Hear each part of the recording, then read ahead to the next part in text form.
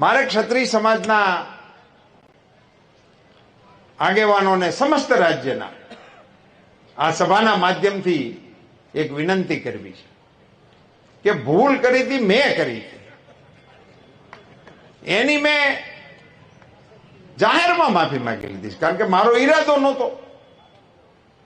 અને સમાજની સામે જઈને પણ મેં માફી માંગી અને સમાજની વચ્ચે જઈને, અને સમાજે મને એનો પ્રતિસાદ પણ આપ્યો. પણ મોદી સાહેબની સામે શા માટે? ક્ષત્રિય સમાજને મારે કહેવું છે કે તમે તમારા યોગદાનને યાદ કરો. આ રાષ્ટ્રના ઘડતરની અંદર તમારું કેવડું મોટું યોગદાન છે.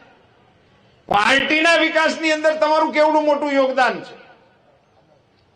અને નરેન્દ્રભાઈ મોદી જેવા વડાપ્રધાન, જ્યારે 18 કલાક માણસ ભારત સિવાયની કોઈ વાત વિચારતો ના હોય, મારા દેશ સિવાય કોઈ વિષયની સાથે જેનો નાતો ના હોય, 140 કરોડ દેશવાસીઓને જે માણસ પોતાના પરિવાર તરીકે સંબોધન કરતો હોય, અને એમના આખી વિકાસ યાત્રાના સાથીઓ તરીકે કેટલા ક્ષત્રિય આગેવાનોના હું નામ લઈ શકું. એ ક્ષત્રિય સમાજો મારા કારણે હું સ્વીકારવા તૈયાર છું.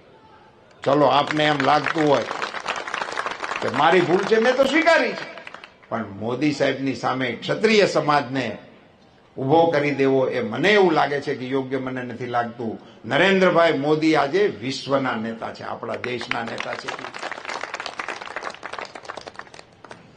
હું ક્ષત્રિય સમાજના અગ્રણીઓને વિનંતી કરવાના મતનો છું કે આપ સૌ મોદી સાહેબની સામેના આ આક્રોશને એમાંથી આપ પુનર્વિચાર કરો.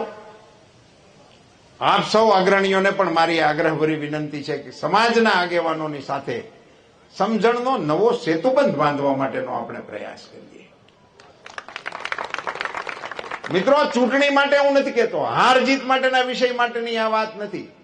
સમાજ જીવનના આપણા તાણાવાણાને સ્પર્શતો વિષય છે, એને રાજકારણથી દૂર રાખવા માટેની કોશિશ ક્ષત્રિય સમાજ અવશ્ય કરશે એવી વિનંતી સાથે હું આ સભામાં આપ સૌને પ્રચંડ મતદાન કરવા માટે 7મી તારીખે 10 વાગ્યા પહેલા મતદાન પૂરું થઈ જાય એ પ્રકારે સૌ કાર્યકર્તા કામે લાગો એવી વિનંતી કરીને વિરમું છું. આપ સૌનો ખૂબ ખૂબ આભાર. ભારત માતા કી જય, શ્રી રામ.